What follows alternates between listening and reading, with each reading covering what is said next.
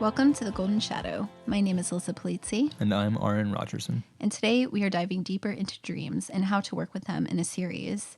Dreams are manifestations of unconscious content, fragments of psychic activity that weave together in symbolic form.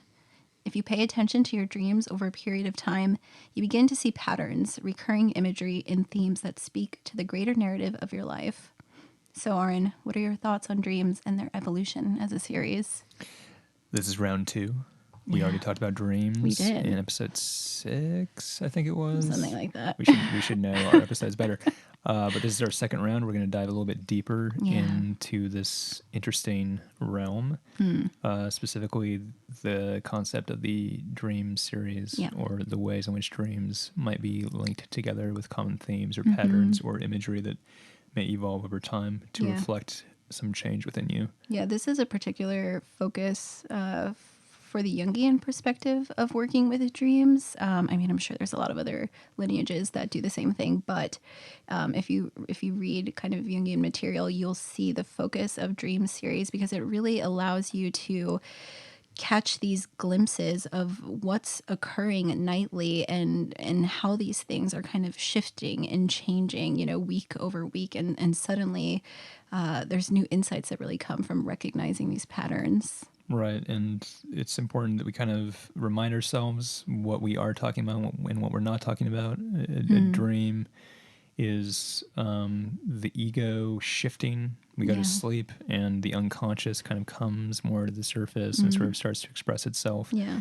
And the ego sort of steps aside, but not completely. It's not from the dream ego that you remember your dreams. You're still there. There's still a feeling of I and me experiencing things that is very descriptive of the ego having the autobiographical experience and the story.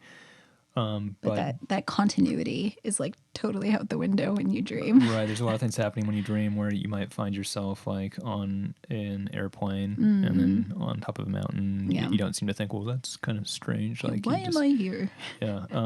But dreams, they show us things, and these things they show us, these containers that seem mythological often. Yeah. It's important that we understand that all these things are exactly that. They're mythological, even though you might have your mother in your dream. Right. You should refrain from interpreting that too literally, to say the dream is clearly about my mother in real life, and this means that I need to do something with my mother in real life. Yeah. Your mother might just be a container of safety or nurturance or creative energy or perhaps something else. Maybe you have a bad relationship with your mom and instead she's this dragon that might devour you. And we're looking at dreams through an archetypal framework, right? Yeah. And that's important to remember that. Yeah. And that dreams are not necessarily telling us what we should and should not do. We shouldn't look at interpreting dreams as being, well, obviously this means this, and obviously I have to do this. Yeah. It's much more foggy than that. Right. And there's so much power in the ability to have this connection to the unconscious, to let it express itself, let it speak, and to listen. But we have to be careful in imagining that the unconscious is really sending us a very explicit message. Yeah. Always keeping that autonomy and power of decision in your own hands, but recognizing that, like, as you sleep, what's being expressed is also a part of your psyche and your experience. And so come into relationship with it, understand how it might be reflecting parts of, what's going on for you presently, and hold that tension of uncertainty. Like, you can't truly really know what your dreams mean. No. So this is just like our best guess, right? And, certainly kind of ground into the reality that all of these weird images and symbols are going to come forward. And as Arran was mentioning, it's like we don't want to interpret things too literally, but there is like that delicate balance between the objective and subjective nature of dreams, which is like, you dreamt of your mom, it might not be a commentary on your mother herself, but something symbolic. But maybe sometimes it does represent her because you guys just had like an argument, and maybe the dream is kind of showing like a different viewpoint through that. So it's up to you as the individual dreamer to really have that sense of self-discernment. And and really orient towards the dream, kind of wanting to unfold the story rather just jumping to conclusions. Right. So what we're going to do here now is that Alyssa has 3 dreams that are real dreams that she really had Yeah. in succession. And As these, silly as they might seem. right. These happened this year. Yes. Within the last 6 months. Yeah, starting in April. Okay. And we're going to walk through each of these dreams one by one. We're going to talk about the dreams individually. Yeah. And then at the end, we're going to think about how they might be linked. What's the pattern here? What does it mean? And how is the dreamscape evolving over time to reflect your path of individuation or your changing inner world? Yeah. And there's a lot to unpack here. Yeah. And you could go on and on Definitely. for hours and hours with these dreams, but we're going to keep it relatively brief. And we're not doing my dreams because we found them to be too disorienting and not as interesting as Alyssa's dreams. And maybe we'll do that in a different episode. Yeah. But for now, these are Alyssa's unconscious contents spilling forth, and she's going to read them herself.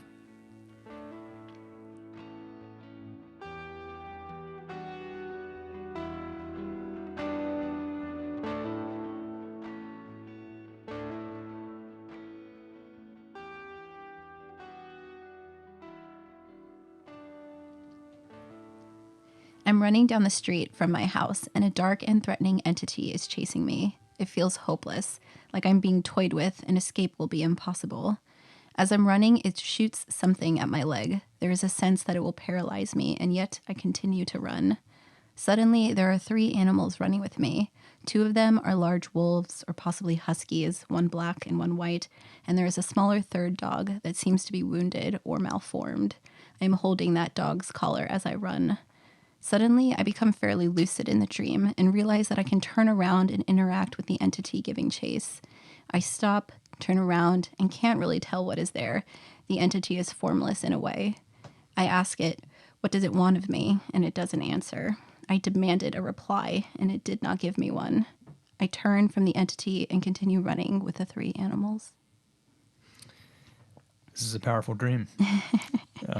This is more symbolic and beautiful than I would say most of my dreams are, which seems sort of demented and sloppy compared to this. But there's a lot of beauty in here. Running with wolves. Yeah.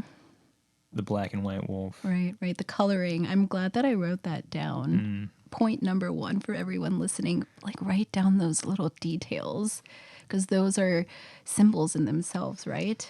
Right, especially when you first wake up from the dream, you might even realize the significance of some of these symbols, but you come back later, like we're doing now, months later, and it's like you might think of something that you hadn't thought before. Yeah. Or you might see a pattern in the following dreams in the series and say, there's this black and white thing going on. Yeah. So there's that dynamic that's going on with the coloring of these animals, but also that there's like different kinds, which I remember when I woke up from this dream being like, what was with that weird little one that was all messed up, which, you know, I don't know what you're thinking, Arran, but for me, just I think like really expresses a lot of like inner wounding for me. Yeah, it depends what the animals represent to you. So there's a dark entity chasing you. Yeah. This seems pretty obvious to represent the shadow. Right, definitely. I don't know what else it could really mean to you, but clearly you're running away from something. You don't want to look at it. It's behind you. Right. That's the shadow. Yeah. The thing that we do not want to face. Like pretty hands down across the board. When people dream of like something giving chase, it's like shadow material. So what I find interesting in this dream though is, you know, and I remember when I had this dream for some time, a few months before that, I had been being chased in dreams. It had been going on. And I remember thinking in kind of like waking life that like, okay, Alyssa, if you have another one of these dreams, just like figure out what's chasing you, turn around.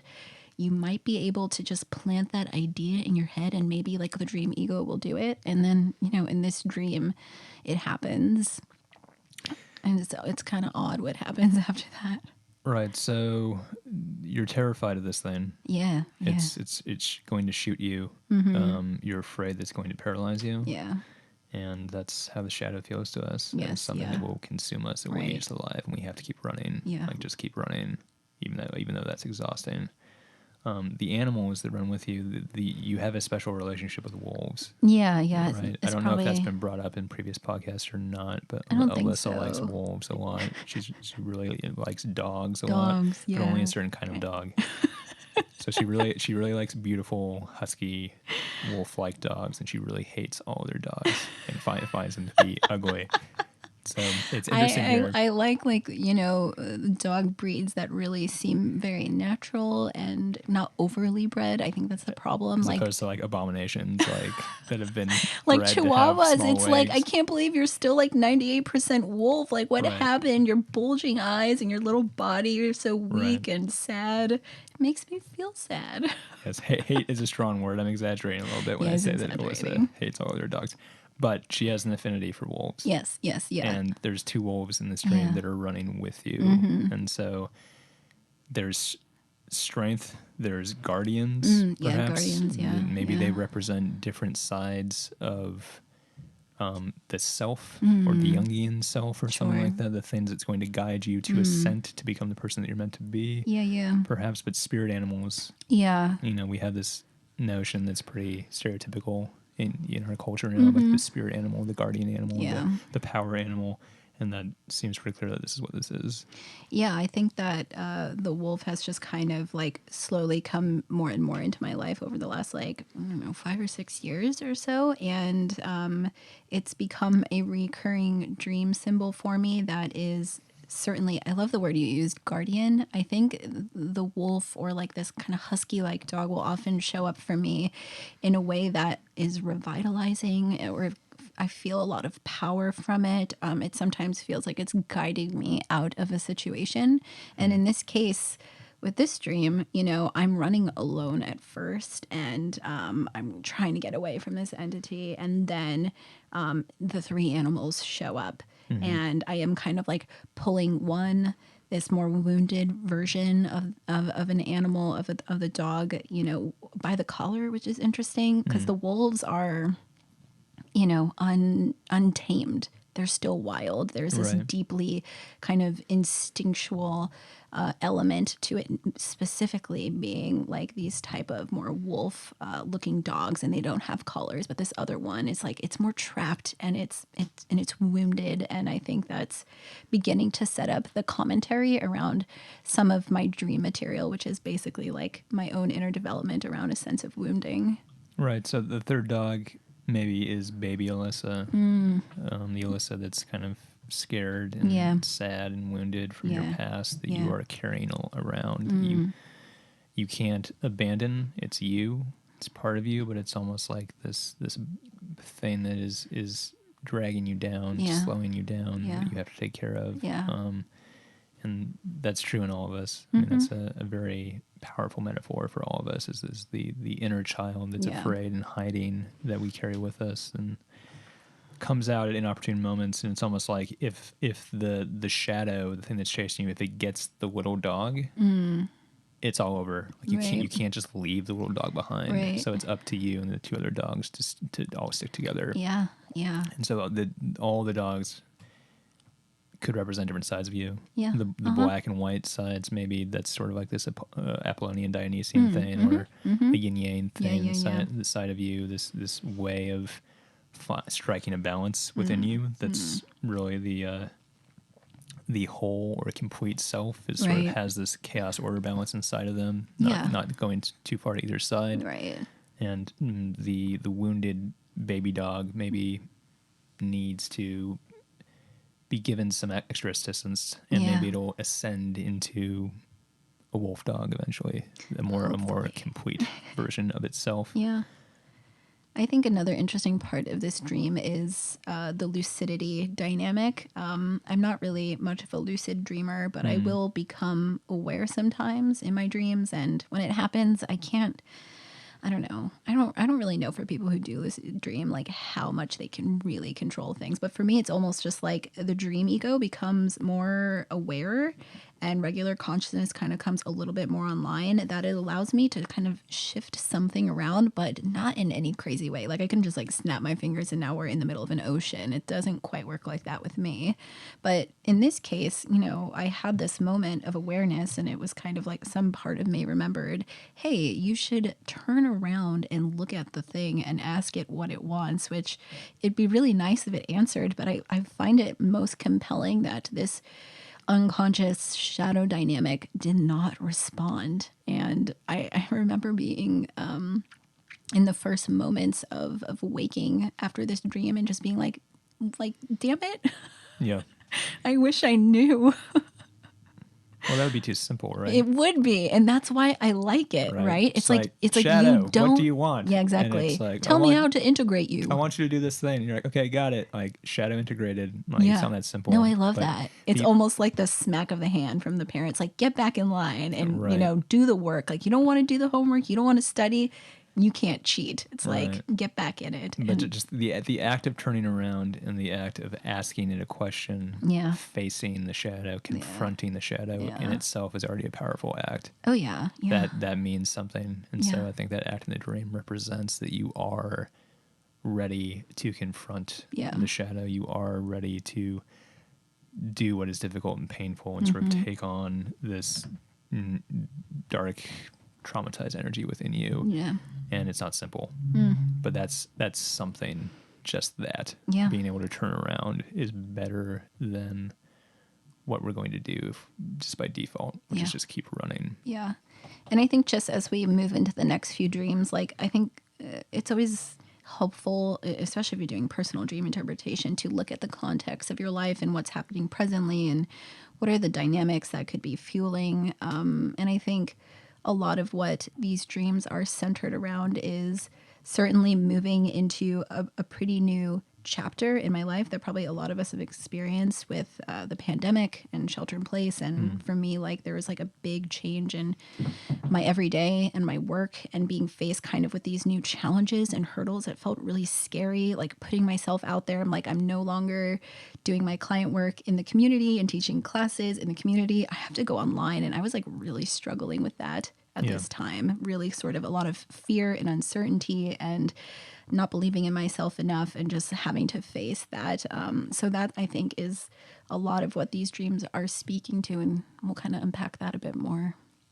Do you want to go ahead and read the second dream? This was 2 months later. Yeah, this was in June. So I'm walking through a forest with a small group of individuals. There is a sense that we are in a survival type of situation, not just taking a casual stroll through the woods.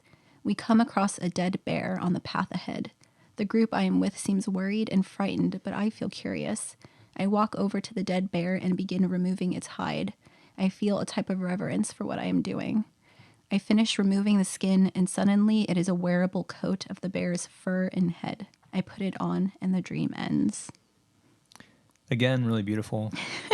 Very, very beautiful dream, and so symbolic and powerful. And there's so much kind of like spirit imagery in a typical sense that we find like very energizing and profound. And it's just, it reflects your dreamscape over my dreamscape. Yeah. Where it's like I'm like lost in a shopping mall, and then like I am being chased by police for some reason, and then like I'm eating chocolate, and like, you know, none of that is very compelling compared to something like this. It is compelling, and we'll have to do another episode with your dreams because I bet a lot of people will relate to the symbols of your dreams. Perhaps. Okay. Perhaps. All right. So moving on. Moving on. So you're in a forest. I'm in a forest now. Yeah. You're outside.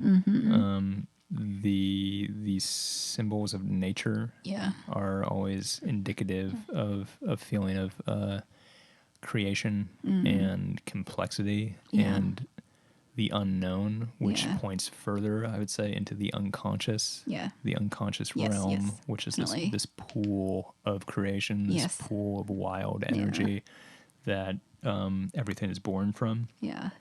And to which like everything returns. Yeah, yeah. It's also the kind of energy that feels like it can sort of like devour you. But the forest is pointing to a deeper dive, let's say, into the unconscious contents, Yeah. as opposed to the previous dream, let's say. Yeah. Part of dream interpretation is looking at all of these elements, both like the characters that are showing up and the actions and the behaviors that are playing out for you, but also the environment. And sometimes we don't pay as much attention to that. We think, oh, a forest. Yeah, I'm like just walking through. But there's this way in which the unconscious relates to these dynamics, symbolically and archetypally. And we think about the forest, it's like, what fairy tale doesn't have like the heroine or the hero like moving into the deep dark forest, or venturing away from the town? The forest is a threshold into darkness, into this unknown dynamic. It's an invitation to explore and discover. So for me, having this forest come up is very indicative. Like, we're dealing with deep material here, and I'm kind of venturing through it. And it's not just like a fun time situation. I'm not just like in the hills near my house. It's like I'm in this wild, untamed place. And that's, when we discover the bear. Right, and you're with a group of individuals. Yeah. And I wonder, do you know these people? Can you identify them? I actually as just people? distinctly remember not recognizing any of them. And I usually often dream a lot about the people that I know. They represent a lot for me. And in this dream, there wasn't anybody that I actually recognized from real life. But having a group of people with you, that's representative of something as far as perception of being part of a collective. Yeah, or yeah. maybe they represent humanity Yeah. in comparison to the forest. Yeah, I think There's it's sort of the social yeah, known yeah, is social with known, you. yeah, community dynamic, especially giving that context of like, for me personally, starting to move more into this field of being exposed on a stage in the community and socially in a way that I just wasn't quite prepared for. That having me walking through this dream scene with a group of people immediately brings up that feeling of what I'm grappling with, which is like, what is my role and how comfortable do I feel and how do I interact with this this strange Right. environment. Right, it reflects your work, and it's an Yeah. interesting kind of juxtaposition of like the wild unknown Yeah. with the people who are watching you as you travel through the unknown. So not Yeah. only are you going into this chaotic territory that you haven't Yeah. explored yet, you're being watched as you do it, and you are on stage as you encounter Yeah. this bear, Yeah. which would be different if you were alone. There would Yeah. be more of this feeling of like, no matter what happens, there's no eyes on me. But here, it's like humanity is watching you as you venture forth into this dangerous territory. Yeah. And there's this kind of tension with the group as we start to see the bear. They're kind of frightened or worried, or they don't want to get close to it, but I feel a draw. There's this curiosity. And not only do I want to check it out, but like I remember it was almost like I was watching these things just happen. Like I just start working with the bear. I mean, it wasn't gruesome, even though I say like I removed its hide and put its skin on like a coat. But there wasn't like blood and guts anywhere. It's like really beautiful Right. and kind of poetic. But The dead bear, so let's say the bear as an animal, you have the wolves in the previous dream. yes, And, that doesn't mean the bear and the wolves represent the same thing. right. That's Yeah. we shouldn't take it that literally. But does the dead bear reflect a side of you the same way the wolves reflect a side of you? Yeah. And is this a side of you that is dead, or is it a side of you that needs to be reintegrated? Yeah. So the old you is lying on the road, and it's time for you to integrate the old you into the Yeah. new you. Yeah. And you do that by taking off the fur Yeah. and wearing it. Yeah. And so you are now the bear again, Yeah. except you're a better bear or something, or improved bear, or Yeah. you are a human bear Yeah. that A is she bear. a she bear. Yeah. And so I wondered, do you feel like it relates to the wolves in that way? Or it's just something entirely different, would you say? I think in the sense that to me, I kind of relate like animals as these expressions of the psyche that are so powerfully instinctual. It's not human, and yet it kind of is, like we anthropomorphize like animals. We can see them. We can see aspects of ourself in them, and yet they are not us. And there's all of this all these ways in which we can relate to them through their typical characteristics and the way that we interact with them as humans. And so to me, there's a really distinct difference between what the wolf represents to me and what like a bear would represent. And just when this dream happened, I never dreamt of bears before that I remember, at least. And I was just like, I don't get it. What does the bear mean? I like bears, don't get me wrong. I think they're beautiful. I don't have as much of like a thing for them as I do with wolves. But man, if that could be something that's like a foundational pillar of like instinctual power, like wolf and bear, like that's a powerful totem right there. So I desire that. But I still don't quite understand what it means. And I think that's important to note. Like, it's okay not to understand what's going on in the dream and what the symbols are referring to. Right. We really want to know what it We means. want to know. We also want to know, like, I want to know, like, what happens next in the dream. It's like, why does it end so abruptly? Yeah. You put on the fur. Now, do the people fear you? Right. Are you the bear now and they run from you? Or do they make you like the leader of the group? Right. And it's like, okay, you are now like this powerful human that we will follow. Do you walk into the forest as a bear? Do the people walk the other way? Yeah. There's all kinds of questions here about what is putting on the bear skin mean for you moving forward. Yes. One thing I'll offer up, for those listening is that at times when you dream of things that seem pretty like obviously symbolic and archetypal in nature, and yet you can't kind of find your own connection to it, amplify it.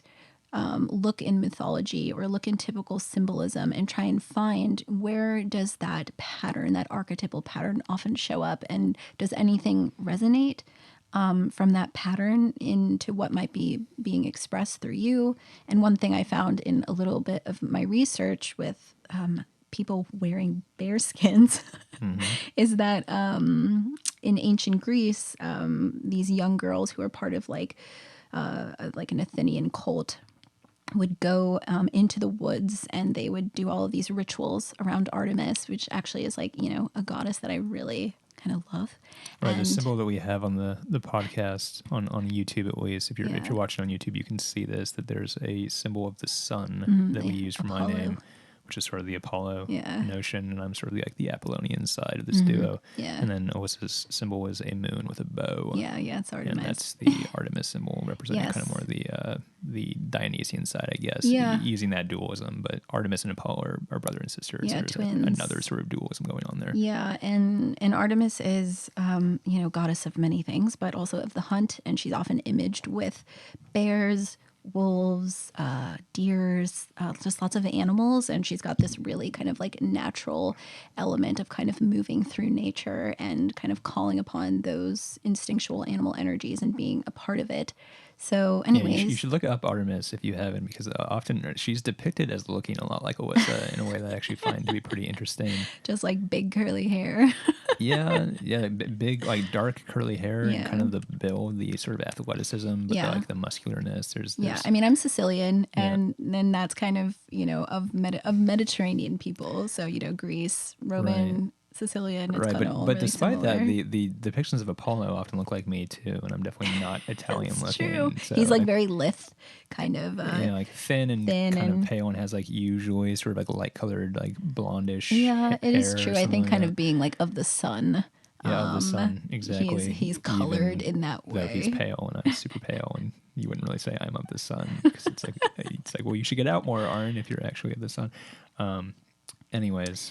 We digress. Yes, we digress. Anyways, so these young girls, Athenian girls, go into the forest, and they begin doing all these rituals around Artemis, and they wear bear skins, and they dance through the woods, and it's meant to kind of help contact them into their own fierce nature and learn about feminine mysteries, and just kind of, it's an initiation, you might say. kind of, deepening the maiden's understanding and taking them closer and closer into those points of maturity. And so when I read that, I was like, ooh, that hits for me, So I thought that was really, really powerful.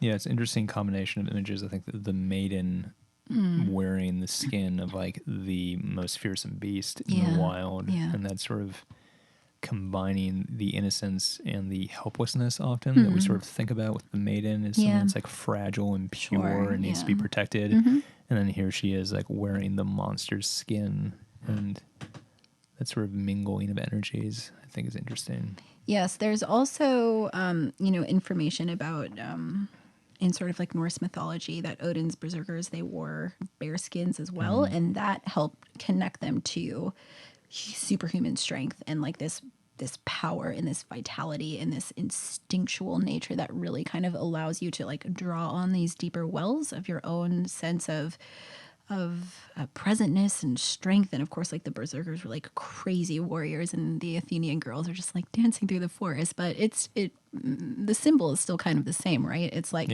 you're donning this natural, powerful coat, like this suit of armor. Right. And definitely for me in the dream, it was like this very ritualistic process. And then it was kind of like an invitation for me to, as you said, like integrate something that I need at this time.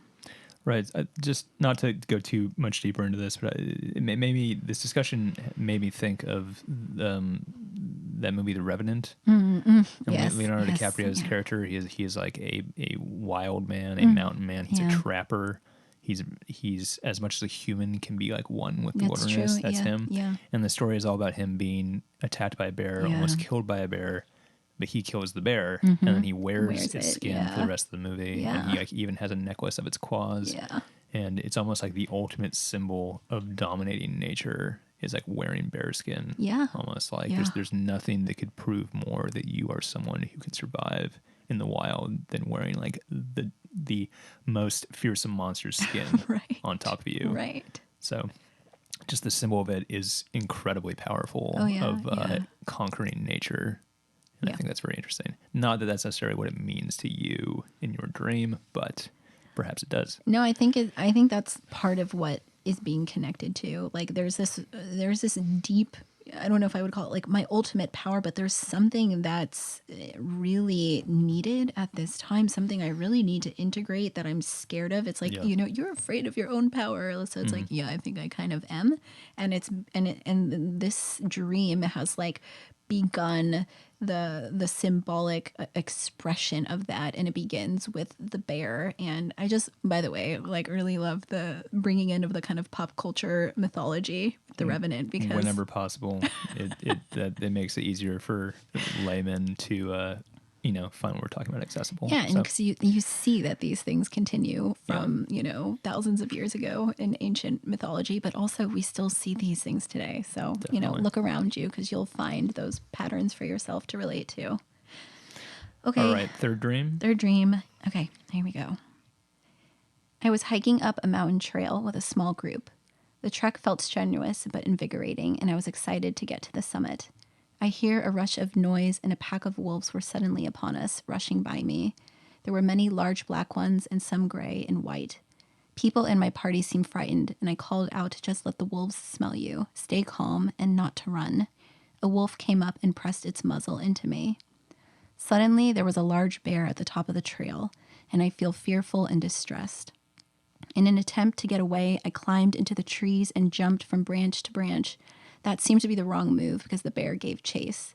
Despite the intensity, there was almost a lightheartedness I felt as I moved through the trees. The bear did not seem like it wanted to kill me. The scene changes, and there are no more animals. We get to the end point of the trail, and I realize we are not at the summit. I express my displeasure, but my hiking mate says we will need to cross to another mountain to get there. Again, breathtaking.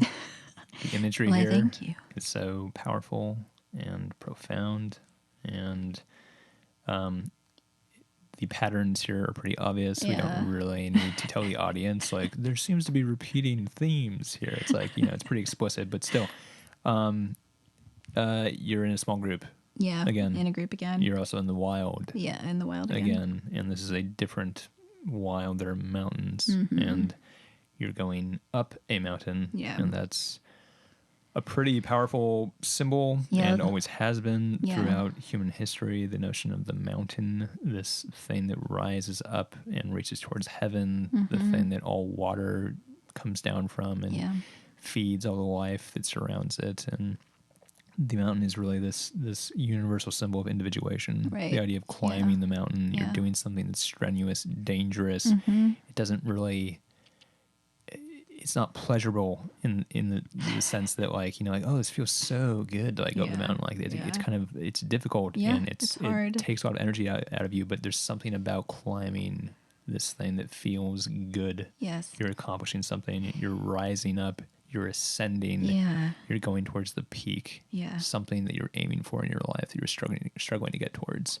Yes. And this dream actually occurred basically right after our first backpacking trip, or it was my first backpacking trip.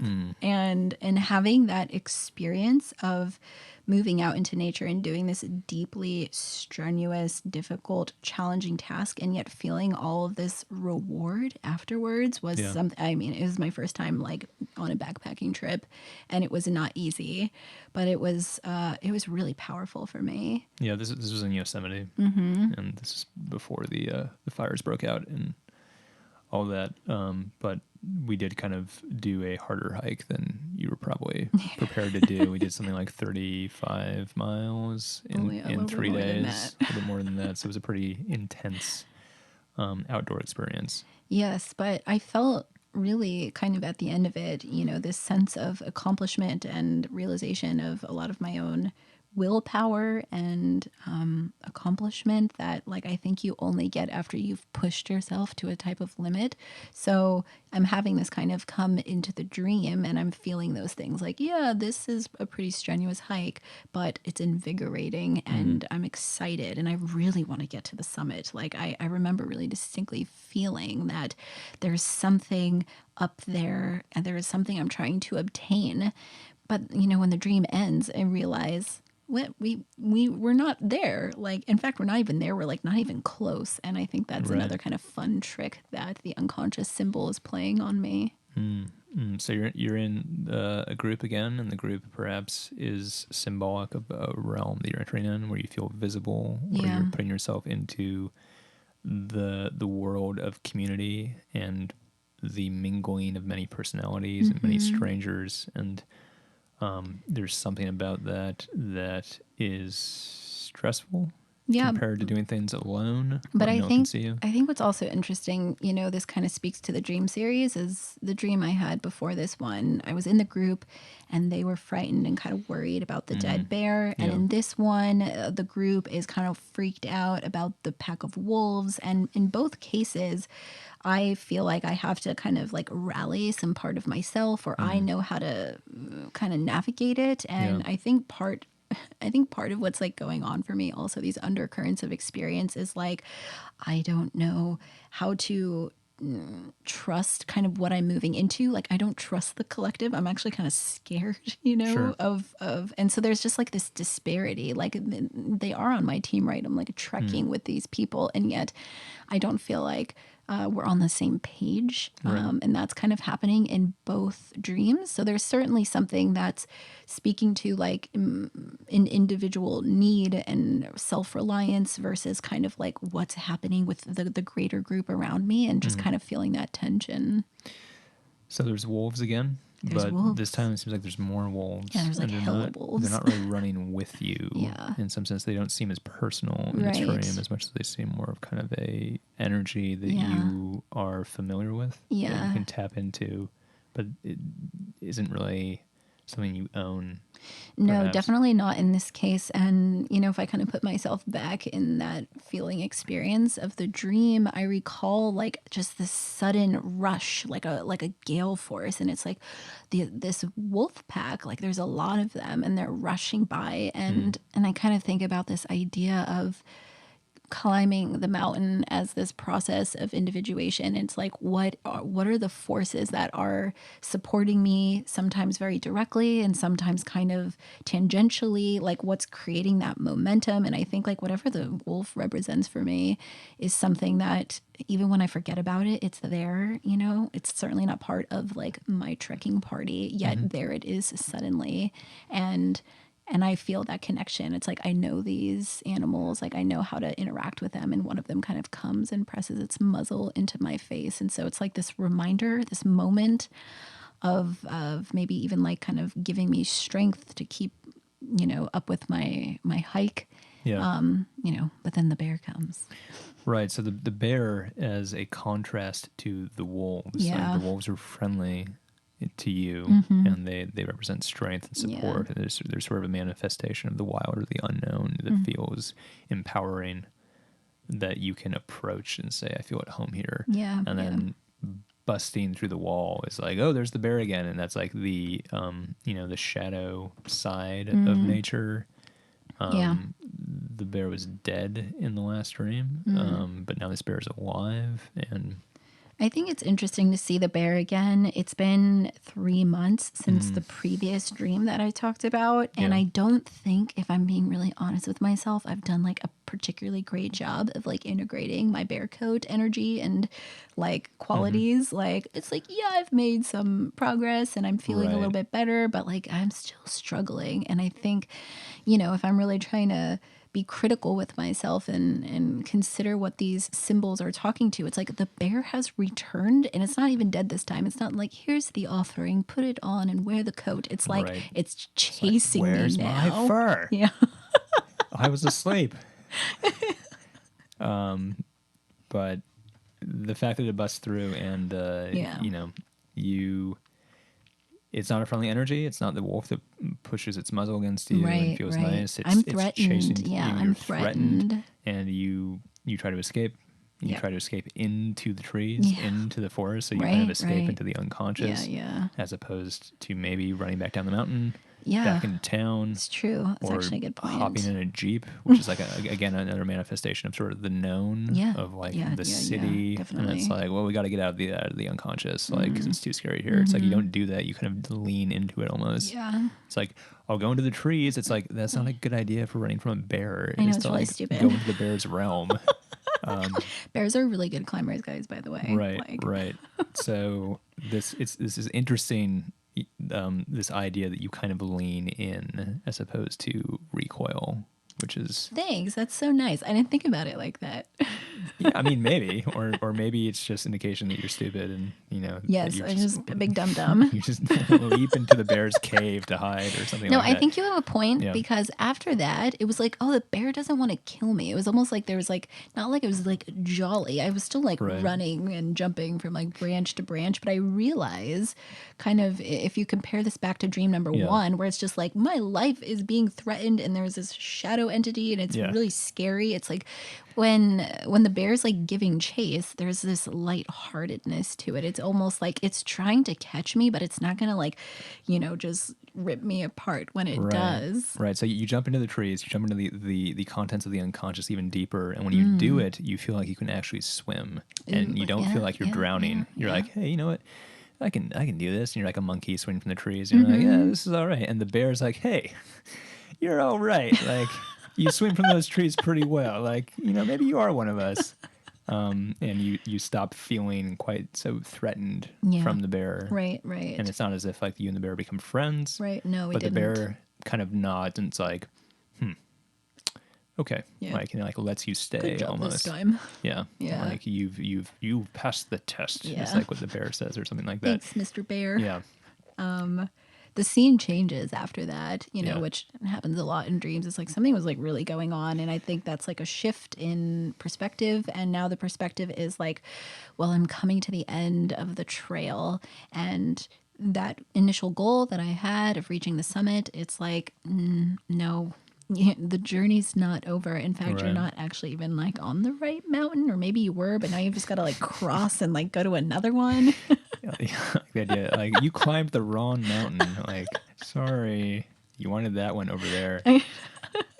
But yes, I mean, this is something that, we even experience literally when we're hiking or backpacking, or, Yeah. people have this sensation of like going over the ridge and being like, oh, that's the top. And Oh, it's like, nope, no. it's not the top. And that's going to happen to you 3 more I times. You're going to be know. like, I'm finally at the peak. And it's like, nope. And it's like, but I'm so tired. I know. And So you have to tired. keep going. And Yes. that really, is life, is like repeatedly thinking like, well, I've arrived and now I'm done. Right. And it's like, no, Right. you never arrive. Yeah. You never stop. You just keep Yeah. going and going. There's always a new challenge. There's always a new mountain to climb. Yes, and I really kind of love the like poetic beauty of that. Like, no, there is another mountain to climb. You Yeah. know, like you did accomplish something on this one. You know, you had all these animals come and gave chase, and you're feeling pretty accomplished. But like, whatever you're trying to reach, which is, I don't know, that kind of ungraspable point of full maturity and individuation, you shouldn't ever actually arrive at that. Yeah. You have to keep striving and struggling, and then having moments of strength and kind of rest and recuperation, and then you get back up and you keep going, because that's what life should be, right? Like, we should keep unfolding and maturing as individuals. And I think that's just like a really beautiful reminder from my unconscious, at least, that like the path continues, the journey continues. Probably gonna be like 10 more bears coming your way, so like get ready. Right. So all 3 dreams, they're all related. Yeah. They're all coming from you. Yeah. So they have to be kind of related. But the imagery here, Yeah. you can't ignore it. Yeah. You yeah. wake up, you had this dream, and you're like, wow, another bear dream. Yeah, exactly. So if we try to line these up one after the other, they're in succession. They're chronologically Yeah. ordered. So there is some progression in your life that's has to happen. It's undeniable, for better or for worse. But I wonder, is the unknown entity chasing you in the first dream, is that the bear? I think I think you could say yes, and it just has taken a deeper form now.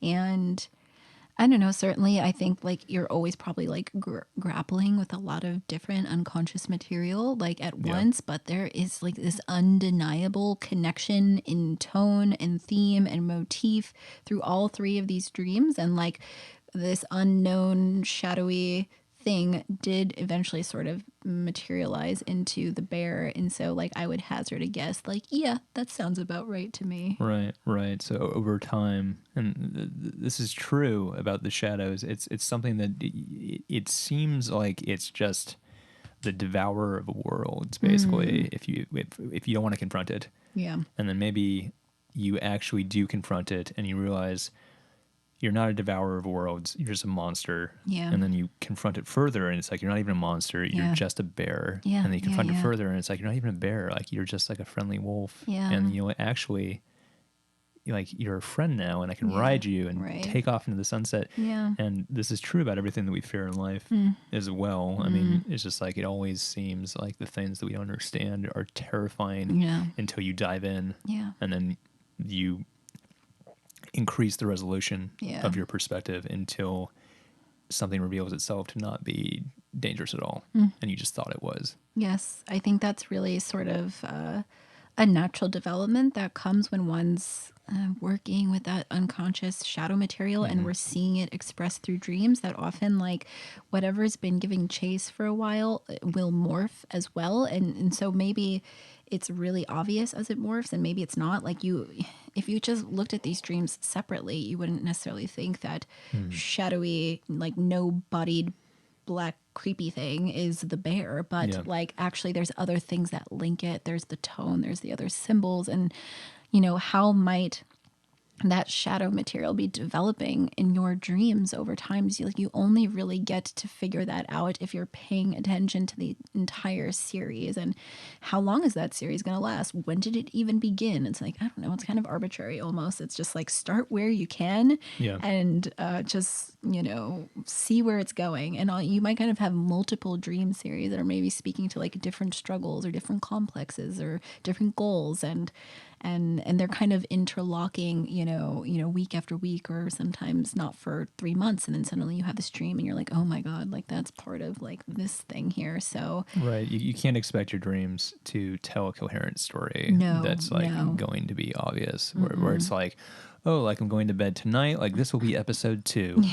And I know tomorrow will be episode 3 of my dream story. And like, I can't wait to find out what happens like at the end of this episode. You know, it's not that simple. And, you know, clearly these 3 dreams have been lined up because we can find something happening here that is coherent and makes sense. Yeah, I've had like a ton of other dreams in between these. So, you know, like understand that like, because I'm recording them basically every day, I am able to see like the greater patterns. And when I was going to do this episode, I immediately was like, the bear dreams, like I've got to do the bear dreams because this is a really obvious kind of example of that. But I hope it really does provide you guys with some insight into how these things are developing over time.